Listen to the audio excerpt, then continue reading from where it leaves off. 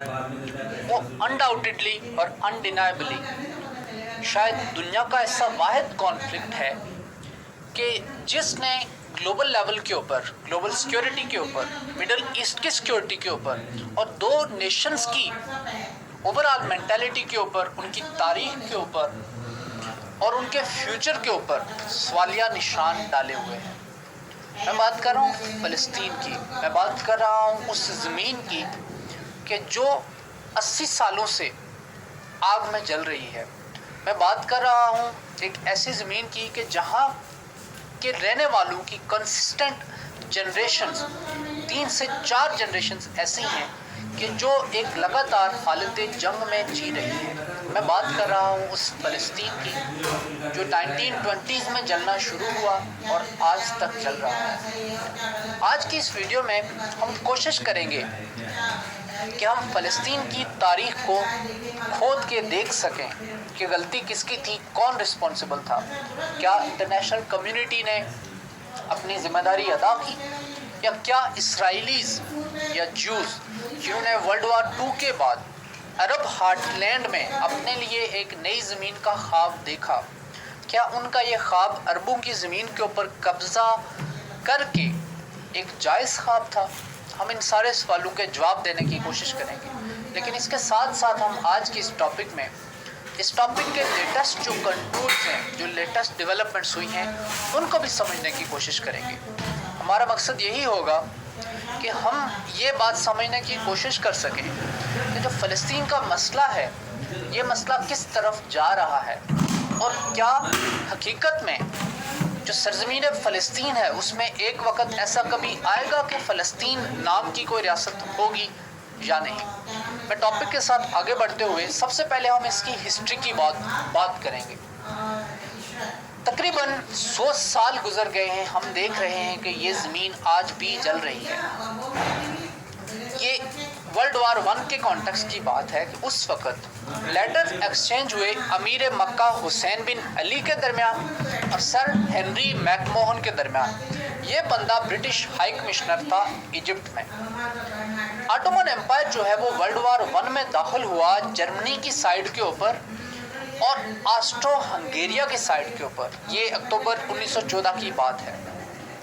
In exchange of an Arab revolt against Ottomans, Hussain से ये वादा किया गया, जो हुसैन ऊपर मेंशन किए हैं, जो अमीर मक्का थे, इनसे ब्रिटिशर्स ने ये वादा किया कि अगर आप बगावत करते हैं ऑटोमन्स के ख़िलाफ़ या उस्मानियों के ख़िलाफ़, जो आजकल तुर्क जहाँ पे हैं, उस वक्त पहले ऑटोमन्स थे, अगर आप ऑटोमन्स के ख़िलाफ़ बगावत करते हैं तो हम आपको एक इंडिपेंडेंट अरब स्टेट जो है वो इस रीजन में देंगे और नतीजे के तौर पे आपको किंगडम ऑफ सऊदी अरबिया आज नज़र आ रहा है। कौंसिल ऑन फॉरेन रिलेशंस के मुताबिक एक लेटर में मैकमोहन जो है उसने स्टेट किया कि फ़लस्तीन जो है वो अरब की इस स्टेट में शामिल होना था। यानी कि जो वादा किया गया किंगडम ऑफ सऊदी अरबिया उस वक़्त के अमीर मक्का से, उसमें जो आज के जो फ़लस्तीन की ज़मीन है, ये ज़मीन उसी रियासत में होनी थी जो कि प्रॉमिस की गई अरबों से उस वक़्त कि अगर वो रिवॉल्ट करते हैं ऑटोमन्स के ख़िलाफ़ या उस्मानियों के ख़िलाफ़, तो उनको जो ज़मीन दी जाएगी उसमें आज की ज़मीन जो फ़लस्तीन है ये भी उसका पार्ट होगी। अब अगर मैं बात करूँ थोड़ा सा, यहाँ पर वर्ल्ड वार 1 एंड होती है, उसके बाद जो मिडल ईस्ट में बॉर्डर्स हैं, उन बॉर्डर्स को डिमार्केट करने के लिए जो एग्रीमेंट किया गया था उसका नाम था माइनर एशिया एग्रीमेंट, या इसको साइक्स पिकेट एग्रीमेंट भी कहते हैं। फ्रांस और ब्रिटेन ने बुनियादी तौर पे किया था। और जैसा आप देख सकते हैं इस मैप में कि A zone, blue zone, B zone, red zone, different zones बनाए थे। ज़मीन को तकसीम किया था इन्होंने ब्रिटिश के दरमियान और इन्होंने फ्रांस के दरमियान जो है वो ज़मीन को तकसीम किया था।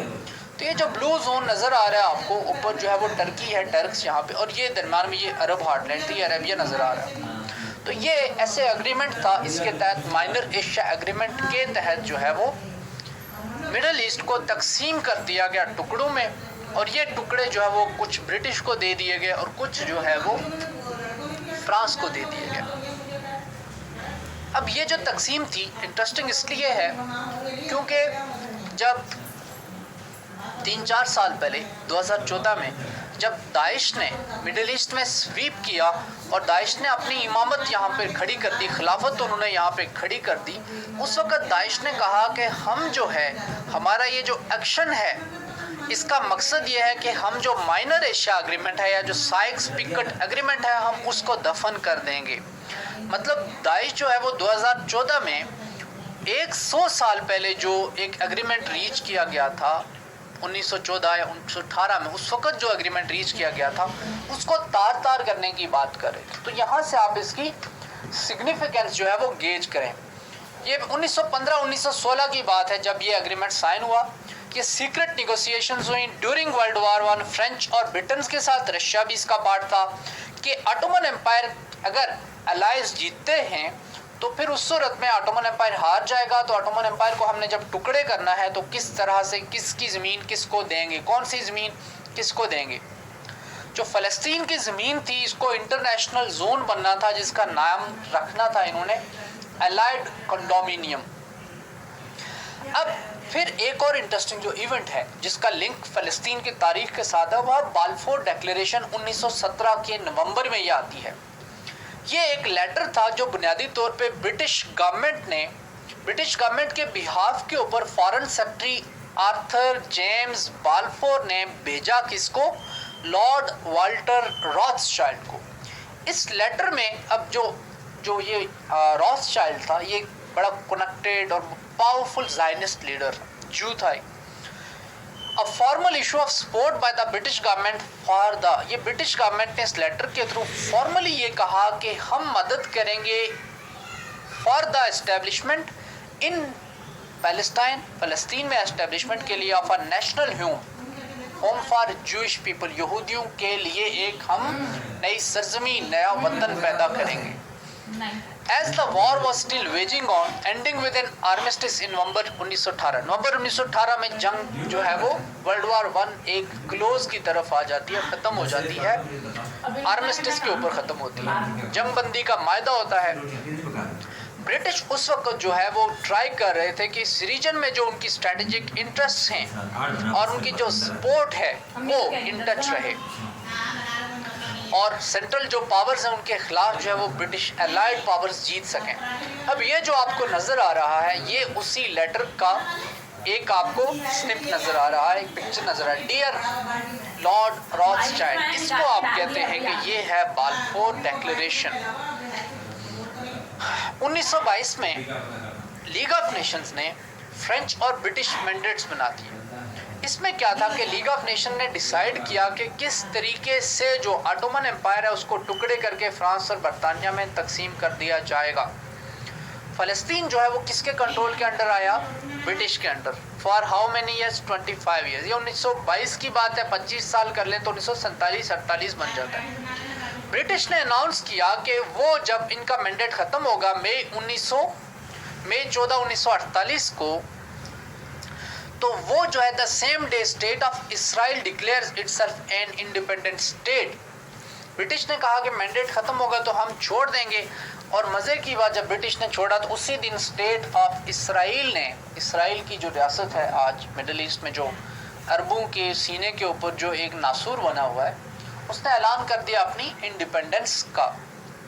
अब यहाँ पे आप देख सकते हैं उस वक़्त का जो मैंडेटरी टेरिटरी थी, जो लीग ऑफ नेशंस ने मैंडेट दिए 1920 में, उसमें इराक आपको नज़र आ रहा है कि ब्रिटिश के अंडर है, सीरिया जो है वो फ्रेंच के अंडर है, और इसमें ये जो एरिया है, ये यरूशलेम का जो पार्ट है, ये आधा आपको नज़र आ रहा है कि ये ब्रिटिश के अंडर है, और यहाँ पे ऊपर जो आधा पार्ट है ये नॉर्थ का, जो ये लेबनान का एरिया, ये किसके पास? ये फ्रांस का एरिया के पास। तो ज़्यादातर जो फ़लस्तीन का जो एरिया है वो उस वक्त ब्रिटिश के कंट्रोल के अंडर आया।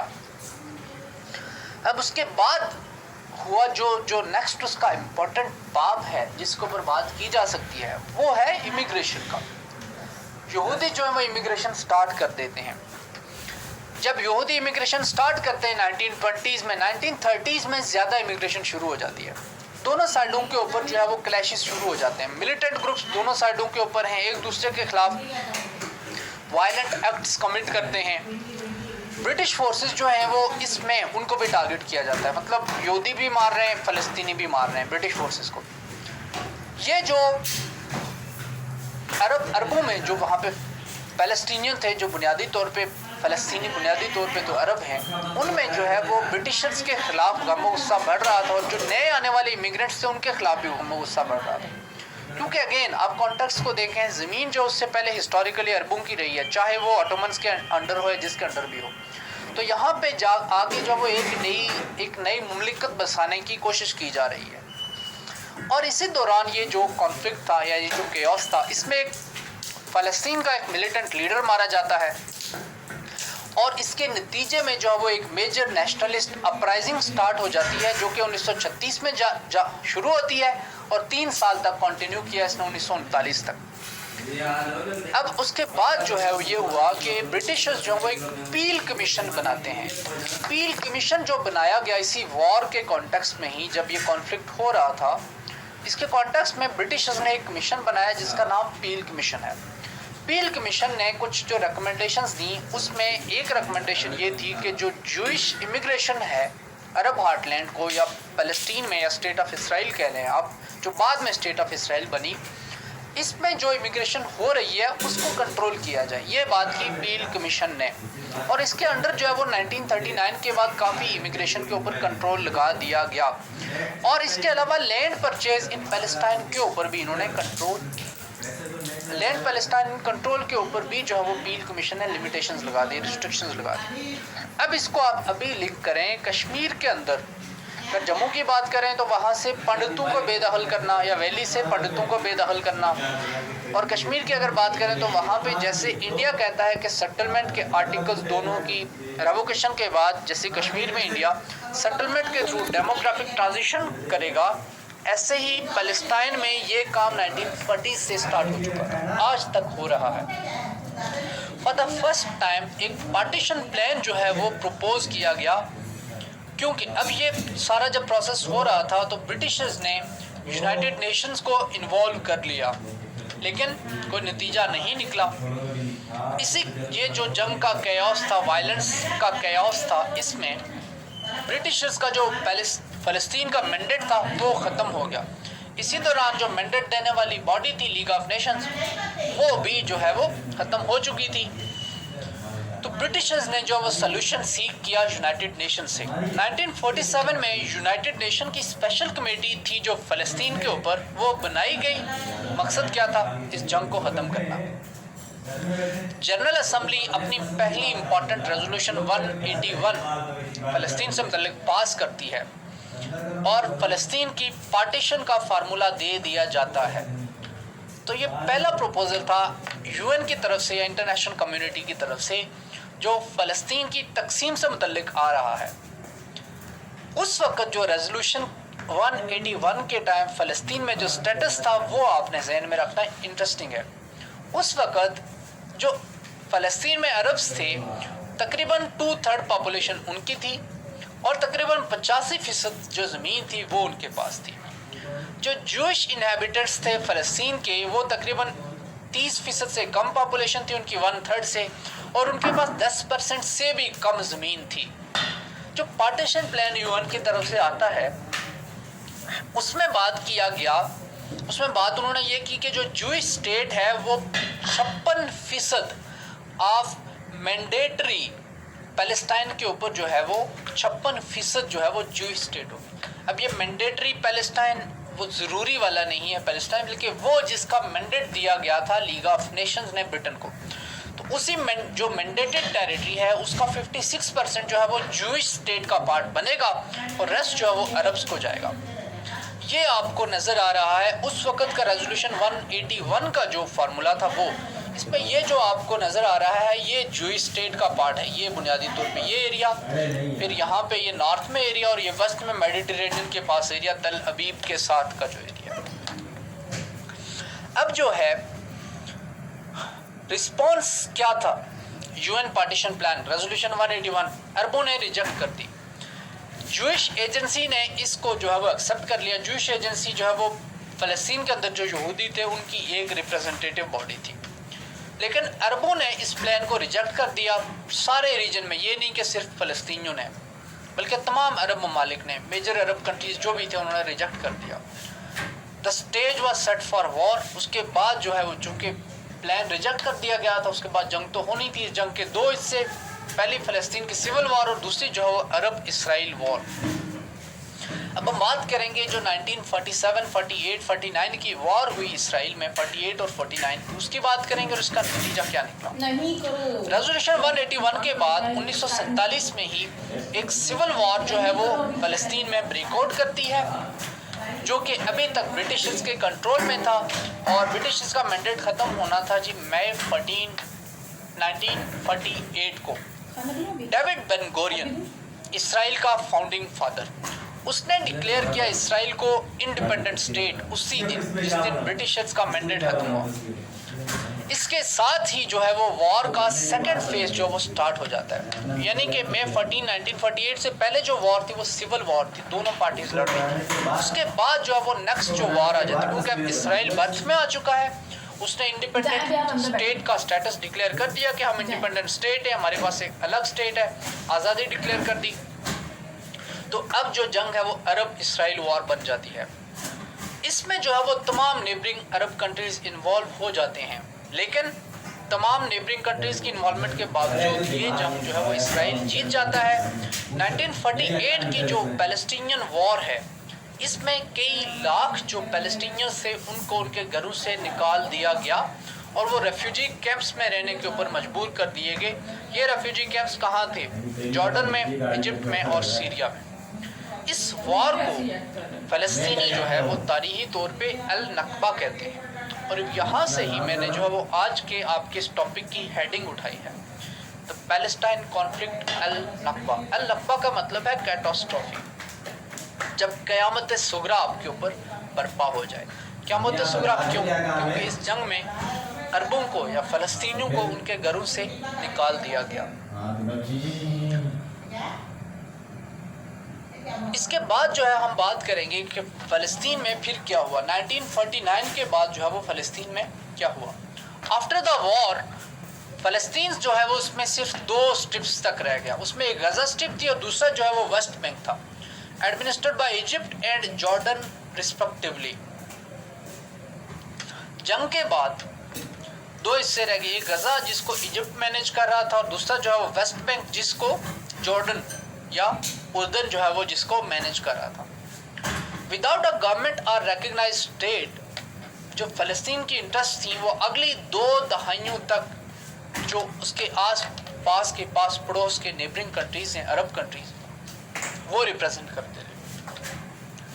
पैलेस्टीनियन मिलिटेंट नेशनलिस्ट ग्रुप जो है वो PLO, ये सामने आना शुरू होता है फ़ौरन, लेकिन ये 60s के 1967-68 की बात है। लेकिन 67 में जो है वो 6 दिन की वॉर होती है, 6 डेज़ वॉर, जो इस रीजन में कॉन्फ्लिक्ट जा रहा था फ़लस्तीन की लैंड को लेके, क्योंकि 1950s में 1960s में ये इनके दरमियान प्रॉब्लम्स हमेशा से चल रहे थे। और जो रेफ्यूजीज़ थे, फ़लस्तीनियन रेफ्यूजीज़, वो पास पड़ोस के अरब ममालिक में बेस्ड थे, तो मसाइल तो इनके दरमियान थे। 1967 में जो है वो ये कंट्रीज़ एक और वॉर में इंटर होते हैं। इसराइल जो है 67 की वॉर फिर जीत जाता है। इस वॉर को 6 डेज़ वॉर कहते हैं, और इस 6 डेज़ वॉर में इसराइल ने इजिप्ट की मिलिट्री और एयरफोर्स की कैपेसिटी तबाह कर दी, सीरियन एयरफोर्स की कैपेसिटी तबाह कर दी, और जॉर्डनियन रॉयल जॉर्डनियन एयरफोर्स की कैपेसिटी तबाह कर दी। यानी सिंगल हैंडेडली इसराइल ने पहले अटैक किया था, प्रीएम्प्टिव अटैक किया था, और इन तमाम जो कंट्रीज थे उनकी एयर फोर्सेस को दे वर कॉट ऑफ गार्ड, और उस वॉर के एलिमेंट ऑफ सरप्राइज के नतीजे में इसराइल को इस वॉर में अपर हैंड रहा। And at the end of the war West Gaza bank and East Jerusalem तमाम को जो है वो इसराइल ने कब्जा कर लिया। यानी कि रहा सहा इसराइल, रहा सहा जो फ़लस्तीन था, फ़लस्तीनियन टेरिटरी थी, उसको भी इसराइल ने कब्जा कर लिया। इस वॉर के आफ्टर मैथ में यूनाइटेड नेशन सिक्योरिटी काउंसिल की रेजोल्यूशन जो है वो 242 आती है पैलेस्टाइन के कॉन्टेक्स्ट में, जो कि मोस्ट इम्पॉर्टेंट रेजोल्यूशन है। लेकिन इस रेजोल्यूशन के ऊपर मैं बात एक ब्रेक के बाद अगली वीडियो में करूँगा। आपसे ब्रेक के बाद मुलाकात होती है। अल्लाह हाफ़िज़।